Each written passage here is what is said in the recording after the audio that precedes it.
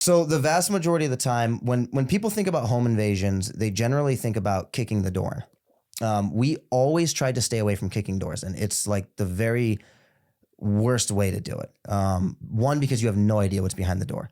So I'm 35. When I was doing this, I was 17. I look young now. When I was like, you said this earlier when we were talking. When I was 17, I looked like a little kid. The people I was with a lot of the times were a little bit older than me. And one of the most common strategies is I would just go knock on the door, and they'd see this kid who looks like he's 14 years old knocking on the door, and they would just open the door. And then my buddy would be either behind a wall or somewhere else and pull a gun on him. Or we would wait.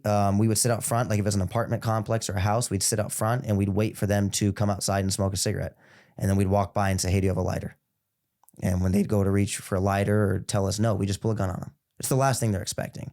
Or if they're pulling in and we know what kind of car they drive, and we know like in a general area of where they park, and we can just get out of the car and walk towards them and then, get the drop on them.